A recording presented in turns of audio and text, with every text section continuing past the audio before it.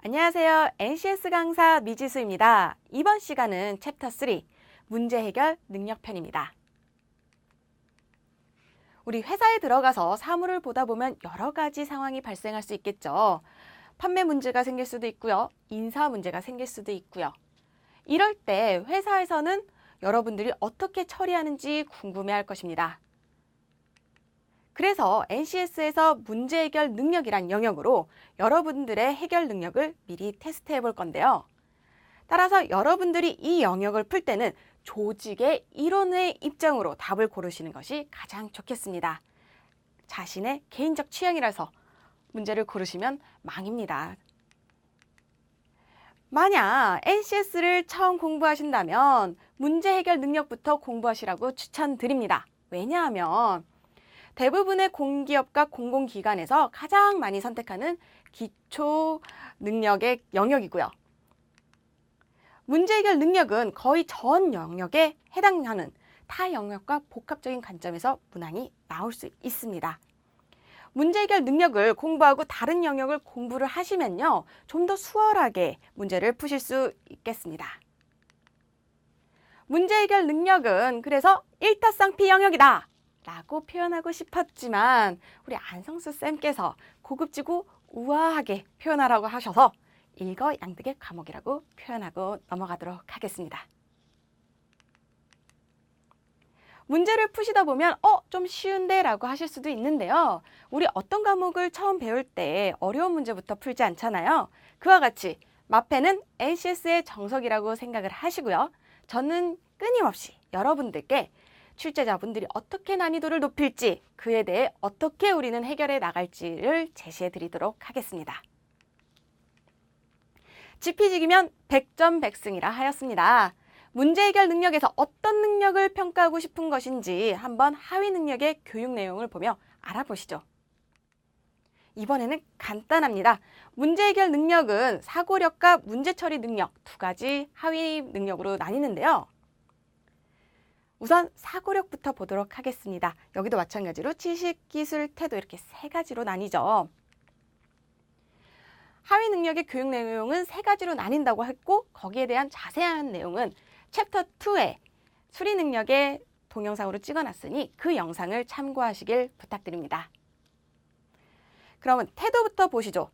업무를 수행함에 있어 창의적으로 생각할 수 있는지, 그리고 업무와 관련해서 자신의 의사를 합리적으로 결정할 수 있는지 회사에서 만약에 궁금하다면 이런 식으로 문제를 내겠죠. 많은 양의 아이디어를 산출할 수 있는지, 시각 자체를 변화시켜 다양한 해결책을 발견할 수 있는지, 발상의 전환을 통해서 다양한 관점을 적용할 수 있는지 이런 문제가 나올 것입니다. 따라서 우리는 창의적 사고의 개념이나 구성 요소나 창의적 사고의 개발 원리에 대해서 숙지를 하고 있어야겠죠.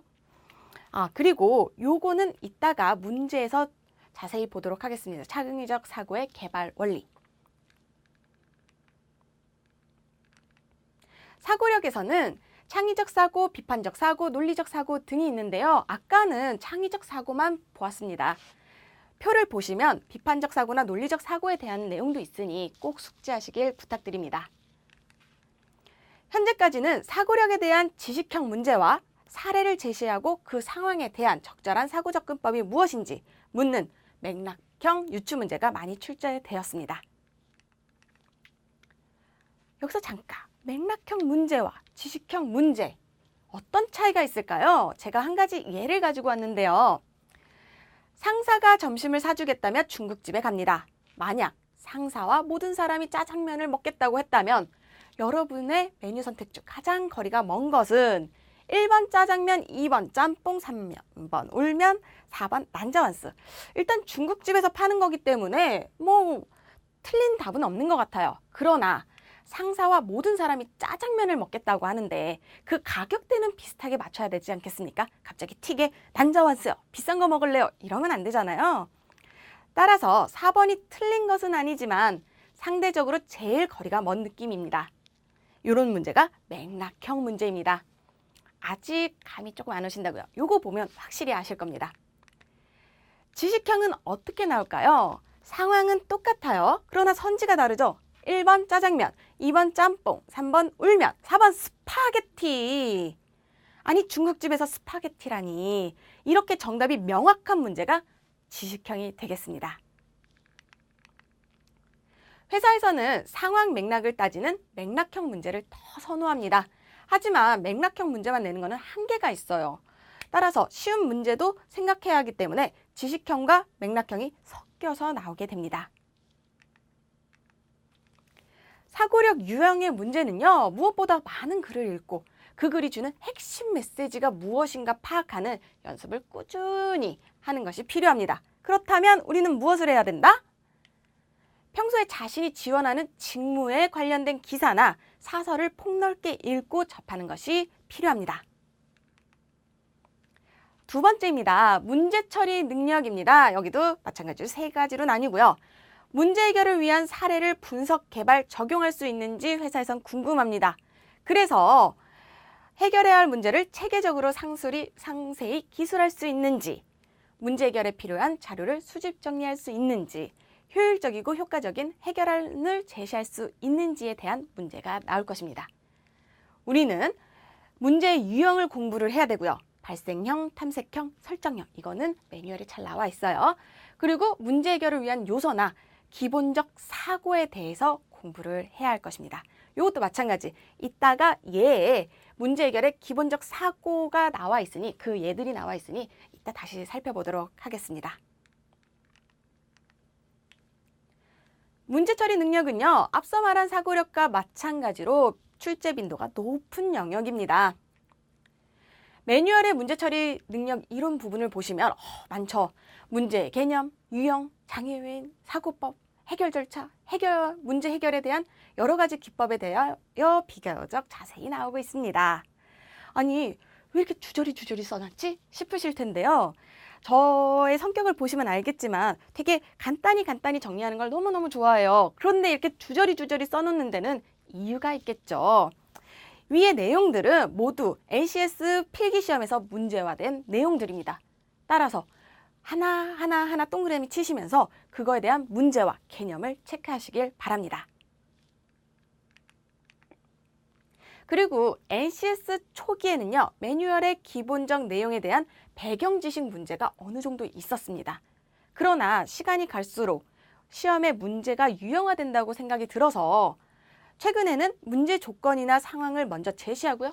그에 대한 해결 방법이나 원인을 찾는 맥락형 문제가 많이 나오고 있습니다. 이런 배경 지식 문제는 단순 지식형이기 때문에 쉽게 느끼실 수 있지만 맥락형 문제는 아마 분석을 하고 또 시간이 걸리고 당연히 난이도는 올라가야겠죠. 한 가지 팁으로 최근 출제 경향에 대해서 알려드리겠습니다. 최근에는 수리 능력이나 의사소통 능력이나 자원관리 능력과 같은 이런 자료를 제시한 다음에요, 문제 상황을 해결하는 문제가 많이 나오고 있습니다. 그렇다면 사고력과 문제 처리 능력 어떤 차이가 있을까요? 사고력은 문제 해결을 위한 구성 요소에 대한 일반적인 내용이에요. 그러나 문제 처리 능력은 문제를 해결하는 과정이나 기법에 대한 내용입니다. 이 두 영역이 다르다고 생각하실 수도 있지만요, 이걸 하나의 영역으로 이해하셔야 되겠습니다. 문제를 보고 넘어가도록 하겠습니다. 아래의 자료를 읽고 하단에 제시한 4가지 사례 1번, 2번, 3번, 4번 중 사례 A 및 사례 B에 해당하는 사례를 올바르게 분류한 것은 어느 것인가 라고 했는데요. 문제가 밑에도 또 있어요. 이렇게 긴 문제는 키워드부터 짚고 넘어가셔야 합니다. 이 문제의 키워드는 전략적 사고, 그리고 발상의 전환입니다. 그리고 긴 문제는 시간이 지난다고 해서 잘 푸는 게 아니고요. 이건 추론적 사고가 필요한데요. 평소에 신문 기사나 사설을 읽으시면 추론적 사고를 발달시킬 수 있으실 겁니다. 그렇다면 이 문제는 어떻게 난이도를 올릴까도 한번 생각을 해보시죠. 여기는 지금 계산 과정이 없잖아요. 수리 능력은 계산을 해서 계산 과정을 늘려서 어렵게 한다지만 여긴 계산 과정이 없는데 어떻게 할까요? 만약에 전략적 사고를 이렇게 어떻게 하죠? 네. 어떻게 할까요? 여기서 전략적 사고를 지우고 발상의 전환을 지운다고 생각을 해보시죠. 사례 A는 땡땡땡이 부족한 사례 유형이다. 예를 들어 눈앞의 문제에만 집착한 나머지 어쩌고저쩌고 나와 있는데 얘만 나와 있어요. 그러면 우리는 얘를 가지고 개념을 찾고 또 사례를 구해야 돼요. 사고의 과정이 하나가 더 늘었죠. 따라서 시간이 더 필요할 거고 문제 난이도는 올라가겠죠. 이게 실제로 나중에 이렇게 빼고 풀어보시면 어렵게 느껴지실 거예요. 따라서 복습하실 때는 꼭 빼고 풀어보시길 바랍니다. 그리고 저는 보통 문제는 풀어드리지 않는데요. 이 내용 자체가 문제 해결의 기본적 사고에 대한 예시이기 때문에 한 번씩 짚고 넘어갈게요. 1번, A국의 정치 불안으로 인한 금융 리스크가 커져서 리스크를 줄이려고 A국으로부터 철수하였으나 요거는 전략적 사고의 필요성의 예입니다. 그리고 2번, 신입사원 K는 생산 현장의 2교대 근무가 피로도가 증가함에 동시에 불량률 역시 높아지는 원인이라서 라고 했기 때문에 이거는 분석적 사고입니다. 3번, 하드웨어 기업인데요. 소프트웨어 분야로 전략적 확장을 하겠다고 합니다. 싹 바뀌었네요. 발상의 전환입니다. 네 번째, 최근 잦은 불량으로 클레임이 높아진 C사는요. 전체 부서가 모여 위기 대응 전략 회의를 개최하였지만 내 외부 자원의 효과적 활용이구나를 체크하고 넘어가시면 좋겠습니다. 두 번째 문제입니다. 아래 자료는 퍼실리테이션에 대한 내용을 설명한 것이다. 다음 중 퍼실리테이션에 의한 문제 해결 방법을 가장 잘 설명한 사람은 누구인가? 라고 했는데요. 여기도 문제가 깁니다. 따라서 키워드부터 짚고 넘어가야겠습니다. 키워드는 퍼실리테이션이겠죠. 동그라미 치시고, 그리고 평소에 신문 기사나 사설로 퍼실리테이션에 대해서 읽으신 분이라면 굳이 이 지문을 읽지 않으셔도 되겠죠. 그러면 시간 단축이 될 거고 성적 향상에 도움이 되겠죠. 따라서 평소에 신문 기사나 사설을 많이 읽어보시길 추천드립니다. 문제를 풀어보시면 알겠지만 민경숙 주임이 퍼실리테이션에 대해서 이야기를 하고 있습니다. 그러나 앞에서 퍼실리테이션 내용이 나와 있는데요. 조금 어렵게 느껴지는 것 같아서 저 나름대로 조금 쉽게 정리를 해왔습니다. 퍼실리테이션이란 회의나 교육 등의 참석자들이 좀 더 쉽게 소통할 수 있도록 도와주는 건데요. 예를 들어서 퍼실리테이션 회의에서는 일반적으로 접착 메모지를 많이 사용합니다. 이것은 상식으로 좀 알고 계셨으면 좋겠어요. 이 메모지를 사용하는 것은 의견을 잘 기록해서 서로 공유하게 되면 서로의 생각을 잘 이해하고 발전시키는 데 도움이 되기 때문이죠. 그래서 많이 씁니다. 퍼실리테이션 회의에서는 접착 메모지를 많이 쓴다. 마지막으로 요약 정리를 하고 마치겠습니다. 문제 해결 능력은 가장 많이 선택되는 내용입니다. 수리 능력도 그랬죠. 이 영역은 가장 타 영역과 복합적인 관점에서 문항이 나올 수 있는 영역이기 때문에 기본적으로 숙지를 해야 할 필요가 있습니다. 또한 문제 해결 능력의 사례 제시형 문제는요. 시사성이 있는 자료를 응용한 문제가 많으므로 시간적 여유가 된다면, 아니요, 시간적 여유가 없어도 꼭 신문이랑 사설은 읽으시길 바래요. 정말. 그리고 자료를 습득하는 것을 추천드립니다. 맥락형 문제의 해답을 고를 시 직업인으로서의 관점을 가지고 답을 고르는 것이 좋습니다. 자신의 개인 취향으로 고르시면 안 돼요. 그리고 수리 능력과 마찬가지로 하나하나의 문제는 크게 어려울 것이 없으나 전체 시간 대비 효율적으로 풀 수 있는가가 중요한 영역입니다. 시간 관리 중요. 직업 기초 능력 매뉴얼의 중요 내용은 미리 숙지하고 대비하는 것이 문제풀이 소요 시간을 줄이는 지름길이 되겠습니다.